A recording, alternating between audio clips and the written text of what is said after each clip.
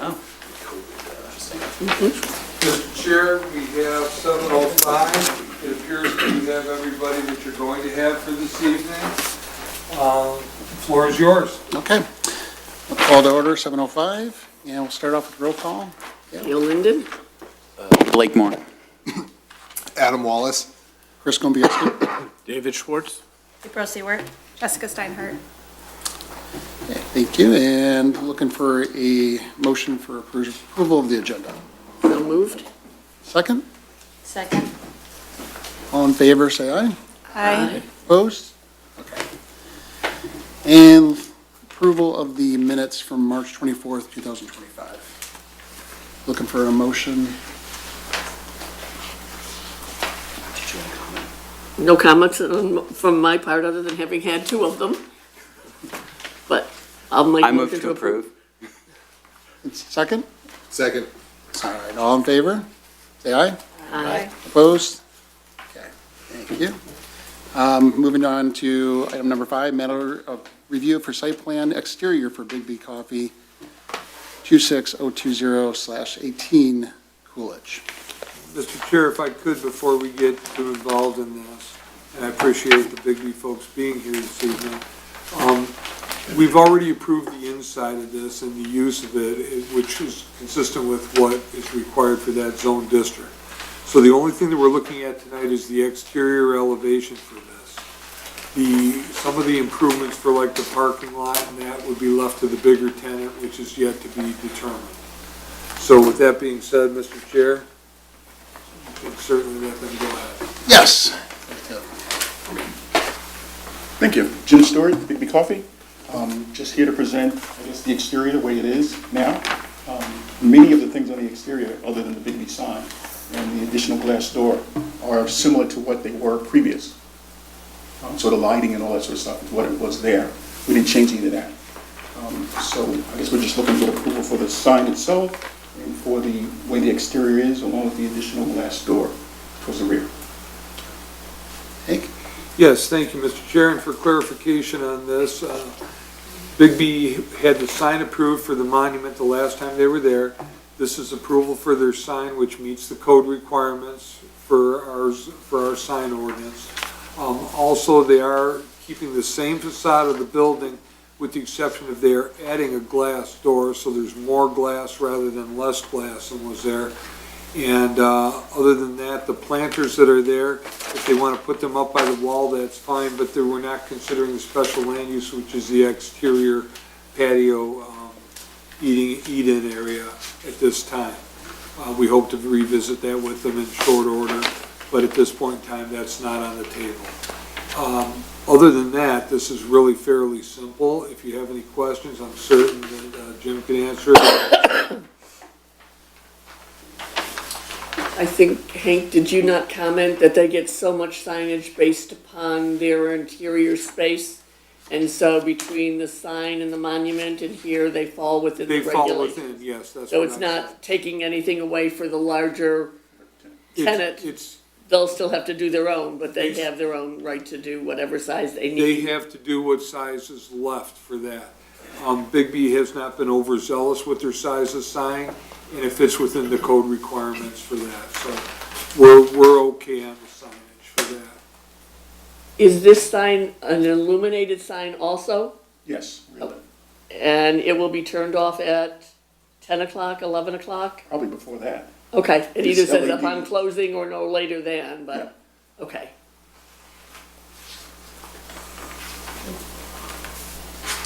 Any other questions or?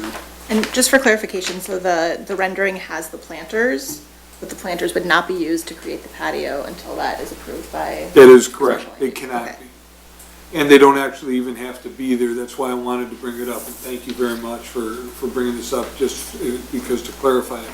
The planters can be there, but they would be against the wall, but they can't delineate anything to do with the patio or seating area, which they understand, and then they'll come back for that. My guess is that they're not gonna do the planters right now, because why do that and put them up against the wall or until they need them for the future use? Having said that, I would defer to them for any clarification on that. Well, I would add to that, that the planters themselves are basically decorative car stops, I guess that's the best way to put it. So they have to be anchored in those positions. So to your point, we wouldn't want to bring them there and anchor them up against the building. Right. We want to anchor them further away in order to create the patio space. You want to move them out and create the patio and anchor them? Is that what you're- We're not doing the special land use. Yeah. I thought that's what he said they were doing. Eventually, once we get approval Eventually, from the okay. planner. Yeah. Any other questions? We'll open it up. They can't do that. They can't get the special land use till we know the bigger tenant, Hank? Is that right? No, they could do the special land use because we can't hold them, I'm gonna say this, we can't hold them hostage for a tenant to be named later. So if they come in with that and they take those spaces, the issue then becomes, and at that point in time, I would verify, with the city attorney, but the issue then becomes, if they take those outside spaces, they're gonna need another 9 parking places. That means you're gonna take 18. So there'll be 18 out of the 42 minus the 2 that they're taking, right? So at that point in time, 18 spaces out of that will only leave 28 spaces. So what that will do is that will mean that the retail unit or whatever use goes in that's permitted under our zoning ordinance will have to allocate spaces based on what's left. So because this is the way that it's going in and they haven't rented the other space, if they come back for the special land use or whatever they would come back for, they would be 18, the 42 minus the 2, which are the spaces that they're taking here, right? So that takes it down to 40 minus the 18, okay? So that takes that 40 down to 22 spaces, meaning they can only have so many square feet of floor space based on what's left there. But that's with the special land use. Right now, they only need 9 spaces, and they've got that. Any other questions? We'll open it up to public participation. We'll close public participation. And be looking from a motion from commission. I move to approve it as the elevation is drawn. I think it looks great. Hurry up and open, because we need coffee. I'll second. Okay. All in favor, say aye. Aye. Opposed? Congratulations. Thank you. Thank you. Thank you very much. We'll be back.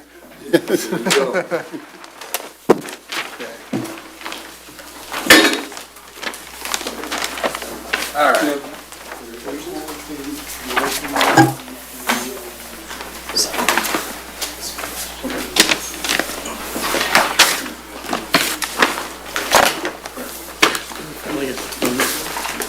Okay. So item agenda number 6, matter of review of site plan for addition on 25131 East Roy Court by Main Street Design Build. And would you like to introduce yourselves in the project? I'm Ethan Lube, I'm the construction manager at Main Street Design Build. I'm Brian Ruhan, I'm the architectural designer for this project. The reason we're here today is there's 2 reasons, and that is we're doing a rear addition onto this house. And on the side elevation of the addition, there's no window. And that's because it's a bedroom right there. They don't want a window facing the neighbor. And then the second is the addition doesn't have any brick on it, where the side of the house does have brick. The reason for that is we're trying to match the sunroom and the second floor dormer. So when you look on the back of the house blends together a little bit better being outside. Anything else? Hank? Okay, thank you. Basically, taking a look at the elevations on this is pretty much, let me get to my page here real quick.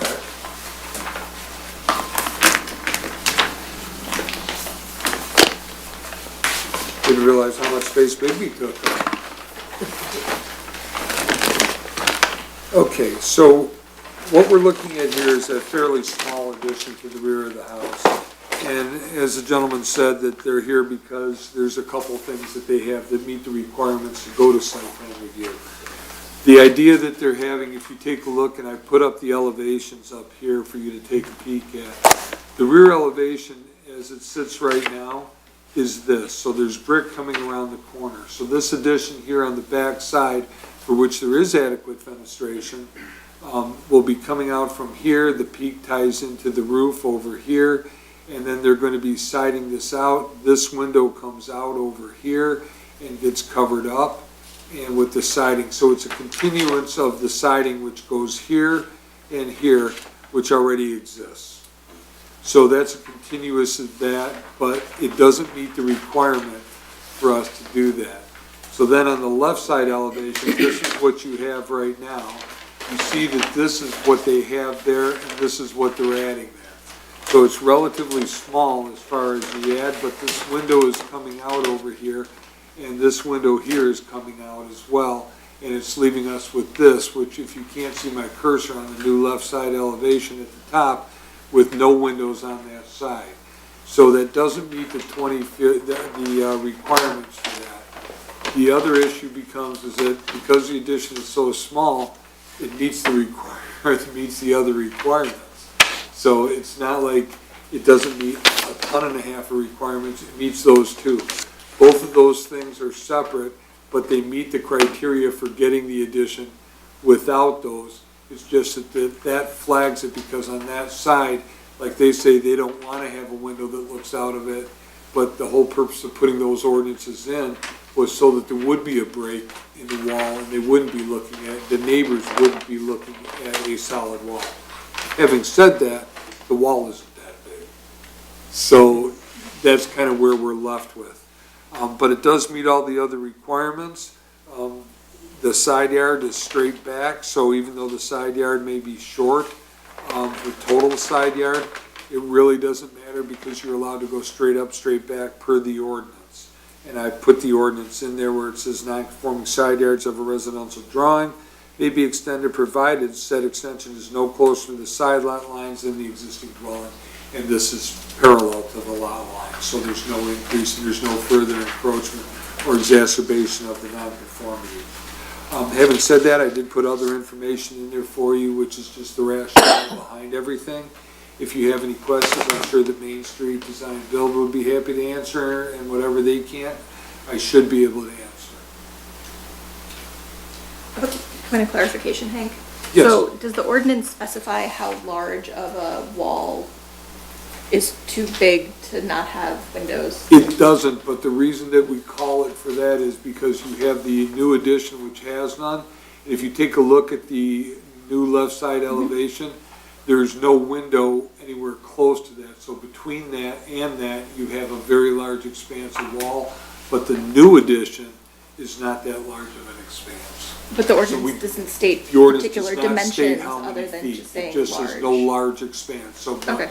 But it doesn't quantify large, and that may be something for our next discussion on the priority list. Yeah, it says a large expanse of blank wall. And normally they wouldn't have to be here, correct? Well, they Because, wouldn't have to have been there if it wasn't for the fenestration and the material. correct, because usually what is it, 699 feet, There's- they can make the addition if it meets all the requirements, There's two reasons. to be Right. here, so. the two. Are there any intentions for landscaping by that side of the house? So that house is pretty well landscaped already. She actually has, a walk-through arbor and like landscaping on that side that would actually split up in the middle of that. And there's several bushes on that side of the house, and there's a couple trees, there's a hole between their house and the neighbor's house. It's already pretty well landscaped. So just not represented in the. It's not in the represented in images. that, 'cause Okay. it's, it's the homeowners. We're gonna take it down, but she's putting it back up. Okay. So, Mr. Chair, if I could, because Yeah. you brought up a really good Yeah. point. A lot of times, even though you don't have the fenestration, because you have that, there's a neighbor so close, if there is existing and/or mature vegetation on that side, that can help obscure it and can soften that, and that's to her point. Any other questions? Open up to public participation. Seeing none. Close public participation, and be looking from a motion from the commission.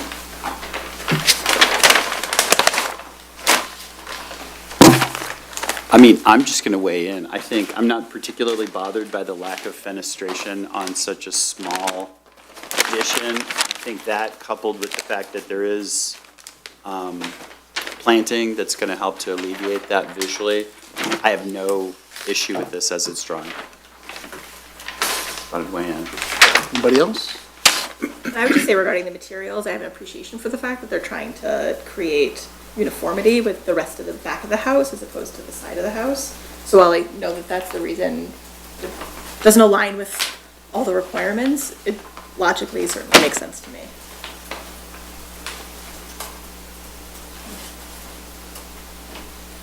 So I'll move to approve as it's been drawn and submitted. Second. All in favor? Aye. Aye. Opposed? Congratulations, thank you. Thank you, gentlemen. Would you like You to want your- do prints and surveys? If you guys don't want them, I'll take them. I'll send them for you.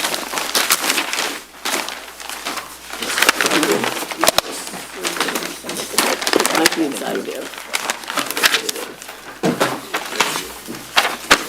Thank you. You wanna keep it this time? No, thank you. I still have my old one. Okay. All right, Thank you. All right, thank you. thank you. Moving on, agenda number 7, establishing the 2025 priority list. Mr. Chairman, thank you. This is where you guys actually get to do some planning. So what we've done is we've compiled based on your submissions and indicated that the following as priorities. So what I'd like to do is I'd like to go over them and then make sure that you're happy where everything is and to talk about what we can and what we can't. I'd like to suggest that we pick a couple of them. You have to first approve the priority list, make sure that they're all slotted where you think they should be slotted. The second thing is to go ahead and pick a couple of those, and let's get started on those. And then as those get going, because the way the priority list works, as some of you will know, is that the priorities get kicked into gear. That means we start working on them. During the process, it may be that you don't see the same thing at every meeting, meaning that there's a time frame where it may not be active. At that point in time, we will see if we can move on and add additional priority items, with the goal being to get to the finish line at the end of the year. So having said that, the way that this starts off is, and I'll start with the high priority items, the revised regulations for corner lots to allow for interpretations for orientation for corner lots. That means when the ZBA and you guys had the meeting, and we talked about the lots that front on one street and are actually platted off the other street. So realistically, if we could redo the language or add something to the ordinance to where that wouldn't have to come to that, we would be saving our residents approximately 45 days of time and probably a fair amount of aggravation. So if we can do that, we suggest, I certainly suggest that be one of the ones that you start out immediately. 2, update the zoning ordinance to sustainable design and environmental standards to provide stricter and more detailed regulations on managing stormwater runoff.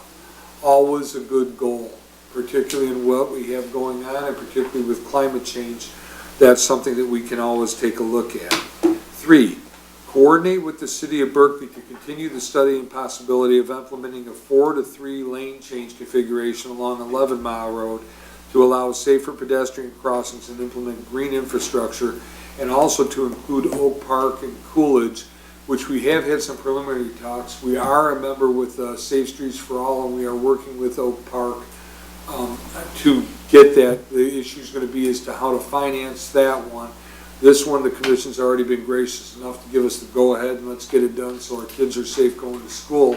We already have a light at Lincoln, but this one would give us an opportunity down towards Peasley Park to have another crossing.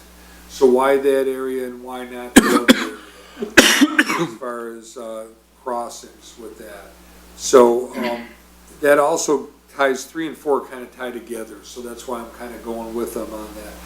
So we have to get with Berkeley for a lane change if we're going to do that here and to try that out and stripe it. I will point out that Royal Oak is doing this on that side of 11 Mile, so that's going to happen. They've already advertised that they're doing it. They're already having meetings on that subject. I would suggest that that's something that, from a planning standpoint, that as planners we would want to explore that opportunity. The left turn lane makes all the difference in the world, and a lot of times you have space on the sides. Whether or not we use those for bike lanes remains to be seen, but you can also use that for potential stormwater retention area. But the pilot for that type of thing is striping. So whether you use that for green space and water retention, that's one thing, or whether you use that for bike lanes, that's another. But whatever we decide to do with that would require Berkeley buy-in. If that becomes something that you'd like us to engage in, then we would go ahead and we would reach out to Berkeley and say, let's put this on let's put this on the agenda here, and let's see if we can't get together on this. That one will take a longer time because we have 2 cities going together harmoniously for that, as well as Oak Park, because in reality, that's going to all be the same thing, and it's all safe streets for all. So that's one of the things. 5, revise regulations for site plan review for houses that have a predominant material that design and previous additions make impractical or is overly burdensome. For an example, you have a house that's a brick house. You have a house that has a vinyl addition or a sided addition to the back of the house, right? They want to put an addition on that addition. So now it would come back to you because that addition would be brick, which is still the predominant material on the house. So in order for them not to go, it would have to be brick, siding, brick, which doesn't make a whole lot of sense. So we'd like to possibly explore that opportunity to see if there's some language that we can come to an agreement on. And of course, any language in the zoning ordinance and changes like that is reviewed by legal, but we could at least start the ball rolling with that, and that would be something that we would also consider important. I actually thought that the list on the high priorities actually came out pretty good. And then on the medium priority, consider rezoning the southwest corner of 11 Mile and Woodward to TD. Again, that's the Thrifty Flowers. We were going to do that. We talked about it last year. The reason it didn't is Thrifty Flowers was involved in a renovation project and didn't really want to deal with that at that point in time. If it's the pleasure of the Planning Commission to take that up, perhaps maybe even as one of the, once we get started with some of the other ones, to take that up as a filler or something like that, we can do that. Rezoning is not something that's done lightly. You still have to have notifications, you have to have advertisements, you have to post a sign at the building to let people know that that's what's going on. And you have various publications that have to be met, and you also have to hold a public hearing on that. So that would be one of the things that we would have to do with that. So again, that's something that does take some time, but again, some of these take times and you just schedule it to where you can get the most done before the time is at the end of the year. 2, require residential properties to direct all downspouts to vegetated areas or to other approved areas, but not to impervious surface areas and not to adjacent properties. The way the ordinance reads right now is that you can't willfully direct your stormwater onto neighboring properties. So you can direct it onto impervious properties. But with this and the concern with this as it's written is that you direct it to an impervious surface, a driveway. It runs down, goes into the street, goes into the same sewer anyway. So that's one of the ways that would have to be explored as to whether or not you want to do that, whether or not you want to eliminate that. That's on the medium priority. The low priority, create zoning incentives for mixed-use developments or affordable housing units ensuring diverse community needs are met. Okay, so with the city that's already built out, there's not a whole lot of opportunity to do that. But we do make allowances for that. In our TD district, which is zoned on Woodward, you can have a first floor retail, first floor restaurants, you can have second floor offices, and you can have third floor condos. Or you can have second floor condos, third floor condos, apartments, whatever it is that you would like to have available up there. But but the first floor would be mixed use. So when you say mixed use, those are some of the uses that you can have for that. So, having said that, Woodward is built out and privately owned. The city has no property on Woodward whatsoever. The parking area up on Woodward is an MDOT property. So MDOT has to come to the table with this. Are they coming to the table with this? Sort of. So when I say sort of, I mean that we've been having conversations with other communities about that, about dressing up Woodward, some of the parking areas there. Excuse me. Some of the parking areas there where we have it on the angled parking are tight, hard to get out of. So the possibility has been kicked around of, well, what if we make a parallel parking against the building, make a little bit bigger bypass lane, and also increase that really thin area where the lights are, and maybe get some grass or maybe something in there that's a little bit more, where we might be able to put trees, or we might be able to put something there that enhances our streetscape on Woodward, like some of the other communities have. Some of the last communities that haven't done that is going to be us, and is also Berkeley's running into the same problem with that. So we would, currently some of the groups that we're in are exploring this, so that would be something that could be done. As far as that, to create housing needs, is to do that, but we can't get anything done there until we can get somebody to buy into it that owns property on Woodward. So having said that, we have no other property that we can do other than the building in the area that we're sitting in right now, or some of our parkland, which you're always kind of reticent to propose development on any parkland unless you have a good reason for it. The thing about parkland and the thing about 48070 zip code is they're not making any more of it. So 48070 is what we have, so we have to be judicious and careful with what we do with it. So having said that, that's a possibility that we could go ahead and discuss on a lower priority as a fill-in and kind of be having the conversation. 2, implementing technology-driven urban solutions like smart traffic signals and energy-efficient street lighting. Again, that was one of the priorities that came in on somebody's list. And the thing with that is that we don't necessarily control the lights. Like the light that's going in out here took a yeoman's effort to get this one to go in on that. So, and as far as internal lights, we don't have them. The light at Lincoln and Woodward is actually in Royal Oak. That's not our light, that's not our intersection. We do have some potential for something at 11 Mile and Woodward with perhaps crossing lights and that type of thing, but they're not going to let us put a push button on like we have going on here on 11 Mile on Woodward. So that's one of the things that we have to consider with that, but if we don't start somewhere down the road, we don't get anywhere. So we're going to have to take a look at that.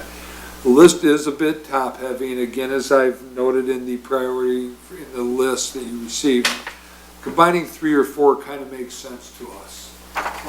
And moving that to a medium category, because that's going to take a little bit longer, but we can still, because we're at the mercy of several other communities as well. But you don't want to take that off the priority list, and it certainly isn't long.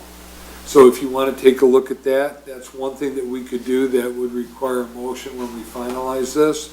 Start items 1 and 5 on the high priority list, as they can be reasonably expected to include by fall, and as those two progress, pick others to work on. Other than that, we really have nothing else. I'm happy to answer any questions that you might have. And with that, Mr. Chairman, back to you. Okay. Any comments or questions? I have a bunch of questions. Please. So low priority, the energy efficient street lighting. Yeah. So we're already putting in LED lights throughout the city. So is that what is is that the street lighting that's being referenced in this priority item? Street lighting is twofold. Street lighting is traffic control devices, and street lighting is also that. So to answer your question, yes, we've entered into a contract with Verigy, and Verigy, although the city of Huntington Woods is directly entering into a contract with DTE to change our street lighting to a more efficient LED. The way that the color combination goes out on that is that there's one that's just exceptionally bright. That's not the one that they picked. It's the medium one that was available. It still has a decent Kelvin rating, but it's not overly excessive. So that's where we're gonna be at, so we can still, to answer your question, we can still have the warmer streetlights that we have without the glaring into people's front windows at night. And we can do that, but yes, as far as the street lighting part of that, that is already being handled. Okay. As far as any traffic control lighting or anything like that, that remains to be seen, but we do have the one which we anticipate being done this fall. Thank you, City Commission.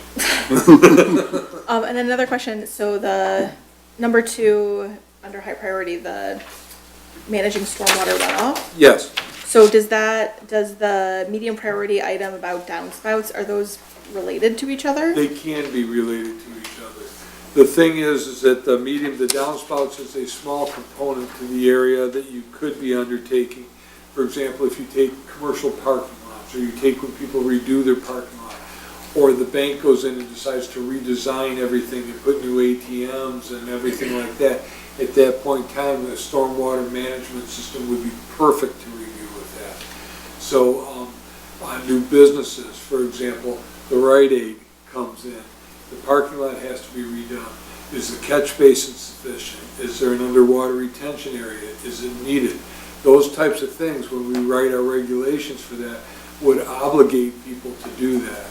And that's why I don't want to put that down to another, unless you feel that we're just not going to get to that right away. I was just wondering if updating the zoning ordinance to sustainable design and environmental standards would be inclusive of You can put things that like the together. downspouts. You can put that together, kind of like we suggested 3 and 4 Right. together. You could put 2 in high and 2 in low, to one or the other categories if you would so choose. Okay, and then if the. 2 in, I'm sorry, 2 in medium, 2 and Yeah. not 2 in low. Yeah, I'm sorry, I misspoke. And then I as opened the page and there it was. And then as far as the 11-mile reconfiguration, I mean, does it, so if this is high priority for like this fiscal year, the calendar year, just existing high priority for the planning commission, knowing that there's lots more traffic up and down 11 Mile, things aren't normal there right now. So if we're doing a study while 696 is shut down, is that going to really even give us the right information that we would need to move forward with? reconfiguration. In here, and that's a good question. The reality is we had that information already. Okay, So we know what our traffic counts are on 11 Mile, and we know what they were before this, and we can anticipate 2 things with the 696. One is, it's probably gonna get worse before it gets better, but the reality of that is that it's like water. Water always finds a way, you know? And you'll start to notice that now, and I've noticed it because I sit right here, the amount of trucks that are on 11 Mile have already gone down. So a lot of the trucks that are going down with the detour takes people down to the Davison Freeway across and back up I-75. For the trucks, that's probably a whole lot better than sitting there and trying to navigate traffic lights in small communities as far as that goes.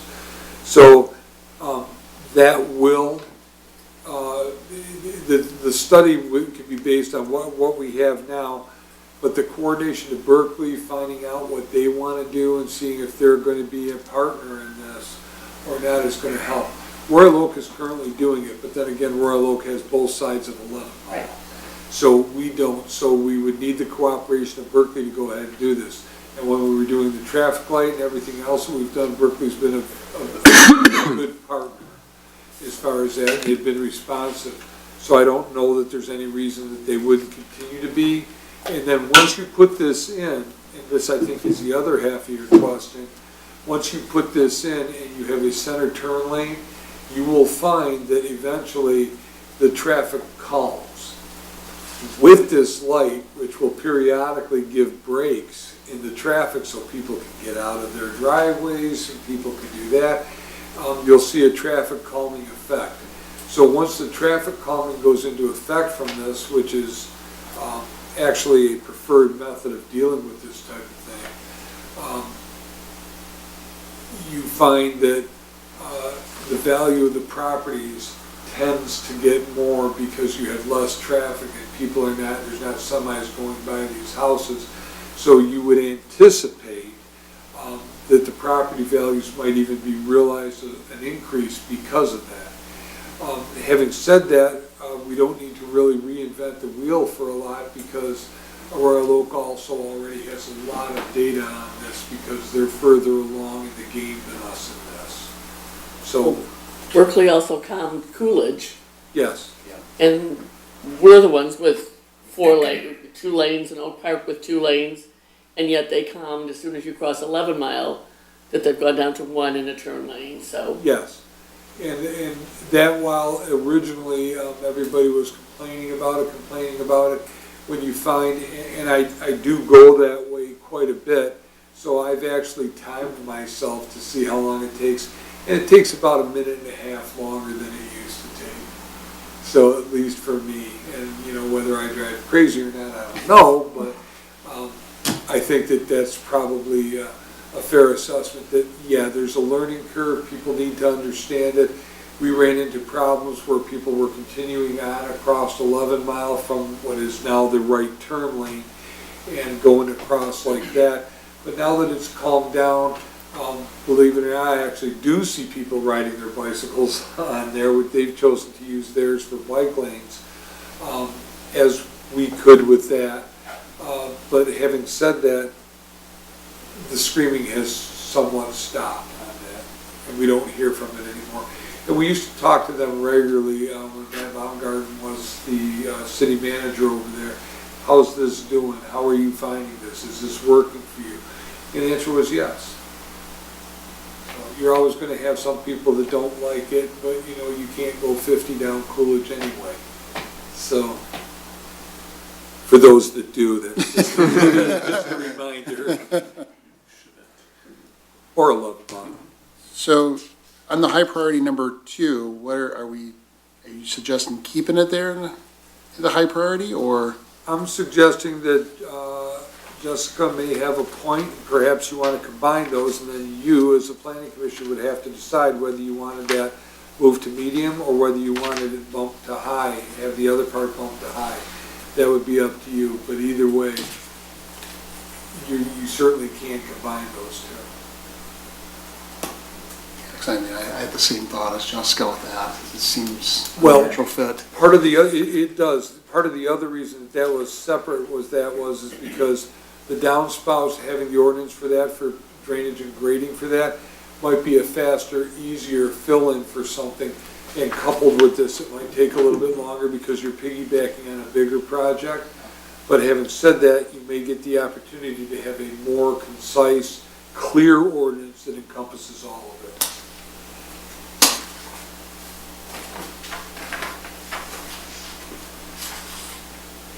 So whatever your pleasure is. I would be for combining, it just makes sense. Yeah. Agreed. Before we do that, can I just ask one quick question? It's come up before, and I'm not going to belabor it, but what kind of zoning incentive are we actually able to create for mixed-use development when in fact we have no property on Woodward and MDOT controls the parking? Like what?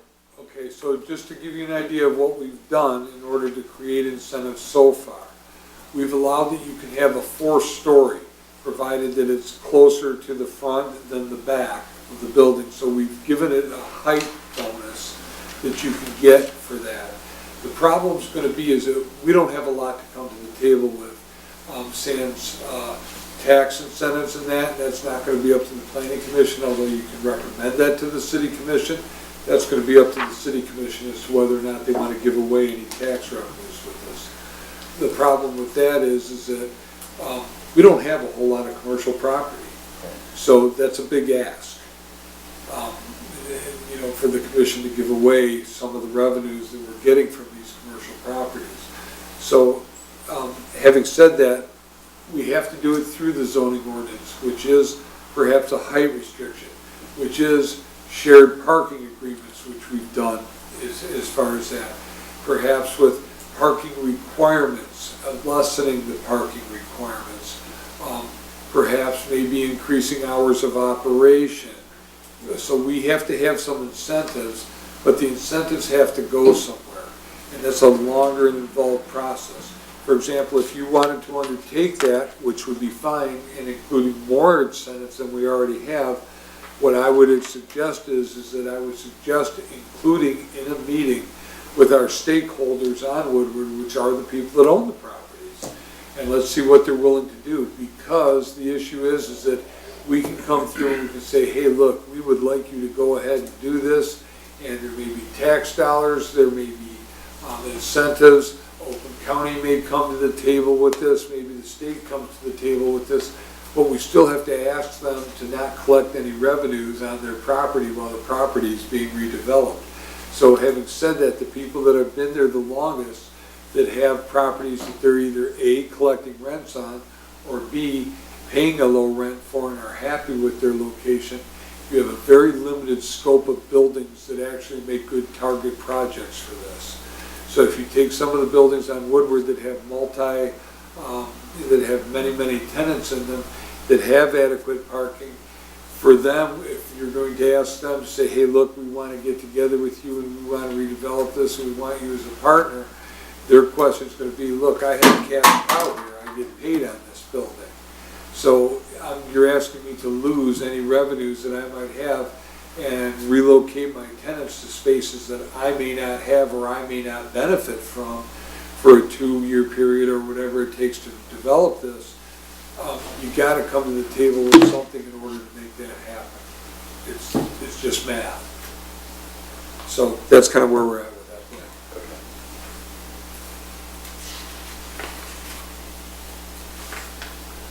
I say that with a strong background in shopping centers.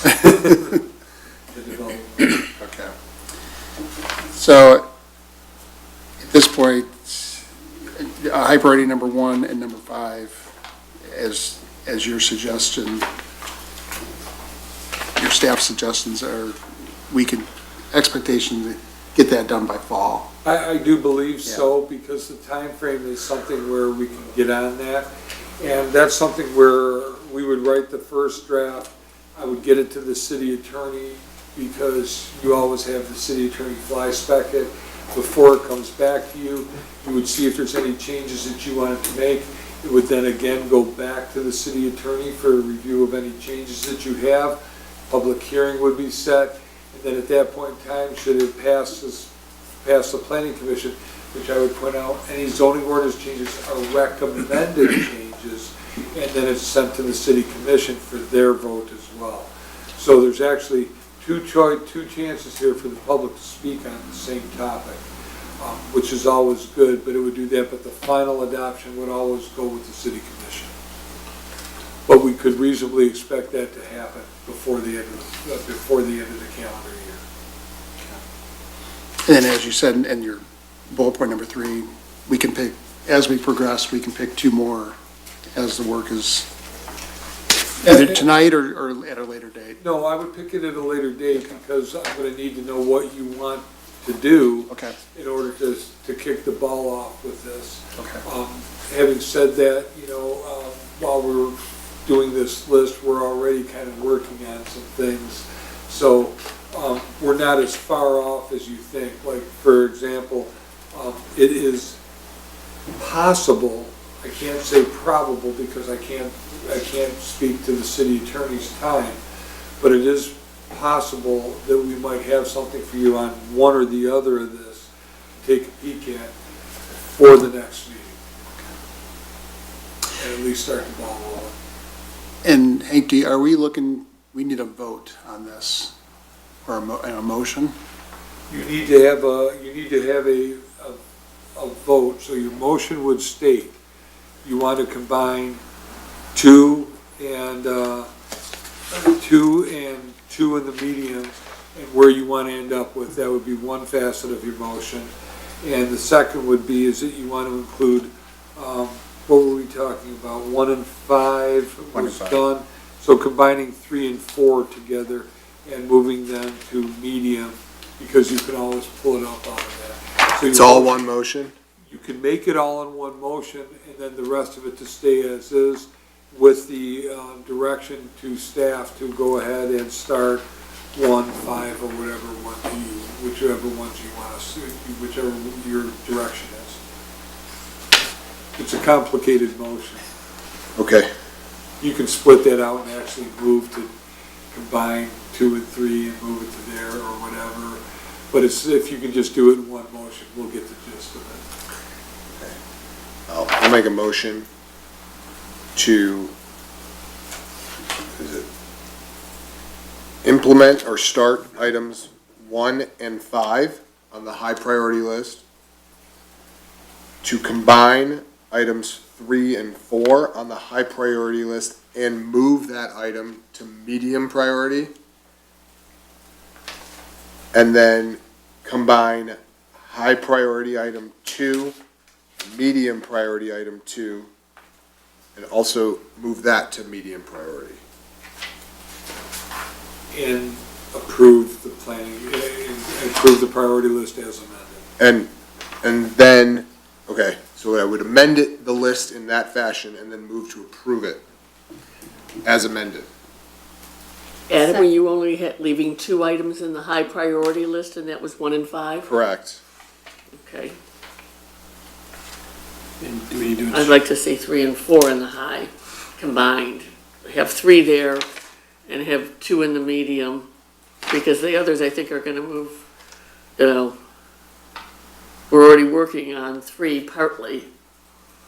And we need to start with Oak Park. You know, like I rewrote 3 to read, coordinate with the city of Berkeley and the city of Oak Park to continue to study the possibility of implementing a 4-3 lane configuration along 11 Mile and Coolidge to allow for safer pedestrian crossing, safety, and implement green infrastructure. And then that eliminated 4. And I'd like to see that in high, because I think that if we're putting in lights, I think we need to think about what we're doing with traffic. So, Hank, can you tell me a little bit about, you know, your point on moving 3 and 4, or 3, I'm not opposed to doing it like that, Gail, but your point seemed to be that the coordination with the other cities can take time. I guess the question being, Gail brings a good point. It's like, well, what's the difference if we make it high priority or medium priority? I mean, the coordination is gonna be what it is. The difference is gonna be is what staff reacts to first. Okay, So here's the thing, if you put it to medium, as your motion is on the table for, correct? Right. If you put it to medium, you can always take it off of medium and bring it up at a future meeting. Or something else may come in that you want to take and you want to put up to a high priority. The issue is that once you're involved dealing with 2 communities for 2 distinctly different roads, and Coolidge and 11 Mile are 2 distinctly different roads, putting them together with a 4 to 3 lane configuration and putting it all together for like a 4 to 3, you're not going to get the same response or the same reaction from one community as you are the other. And we need to partner with 2 separate communities for this. So the likelihood would be, while it makes sense for all, you may or may not get the same response for that. So that kills the whole thing instead of allows one thing to go forward. So for example, if Coolidge was their gung-ho about doing the 4 to 3 lane change, that's great. And then maybe Berkeley is a little bit reticent to do that. Or it's the other way around. So by doing it and dealing with one at a time, here we've got a natural one because you've got the light going in. So that's kind of where we're at with that.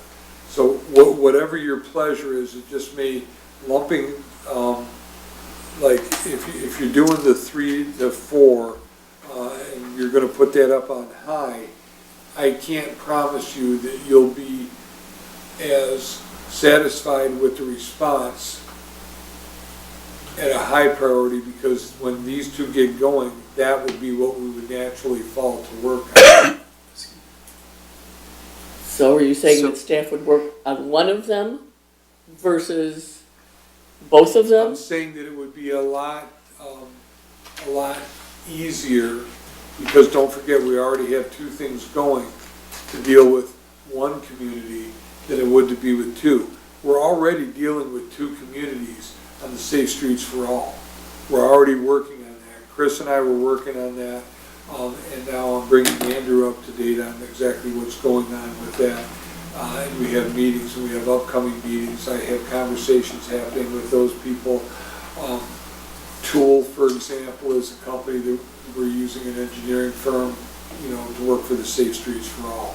So that's one of the things. We already have an engineer on this. So we're working towards that, and that includes Oak Park and that includes the Berkeley side. But having said that. So it's really just, am I following correctly? It's like the outreach to the other cities that's gonna lag? Like the work on Huntington Woods' end is gonna progress as much as it can. Well, it'll progress as much as it can, and as theirs progresses, it may necessitate us to do other things. Or we may not be they may be done faster than we are with what they want, and we'll have to catch up. And depending on what we have in our high priority list, that's what's going to determine it. But I will tell you that we are down the road a bit on this. So it doesn't matter to us however you want to do it. I just can't tell you that that one will be handled with the same dispatch as 1 and 5. And keep in mind, Different process. like you said, like we can always, if we see some things and we need to catch up, we can always move this up to a priority at a Right, later now, date. this being at medium is not gonna affect us Right. with the Safe Streets and what we're going through already right now, because we're down the road on that. So we're working with the company on that.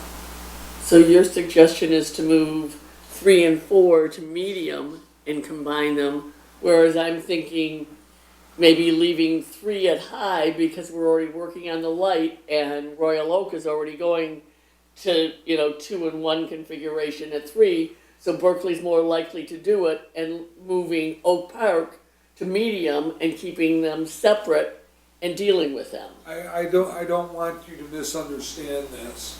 Both Oak Park and Berkeley have been exceptionally cooperative and leaders in these endeavors. So having said that, I don't want to speak as to who may be faster, who may be more inclined, or who may be. What I'm saying is that you have something that's already out the door.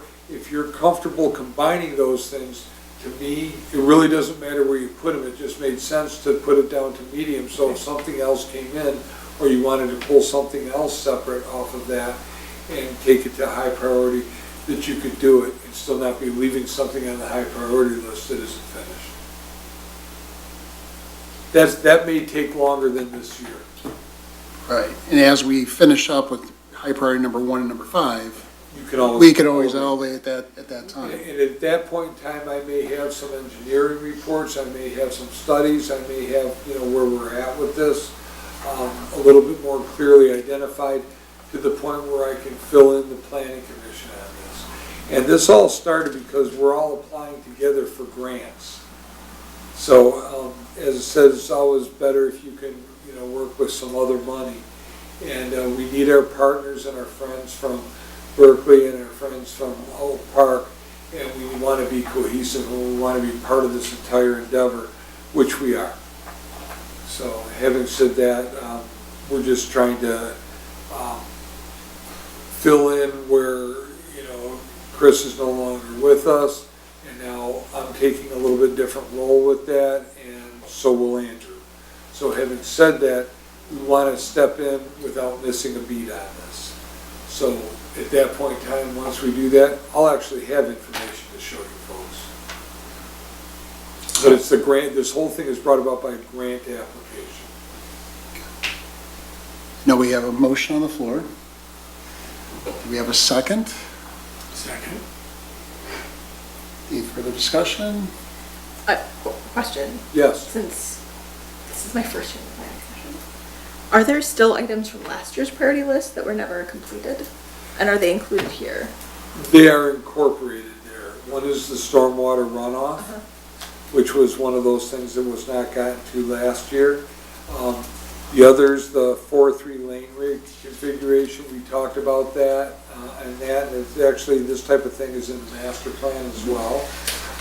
which you guys are gonna see down the road here in the not too distant future.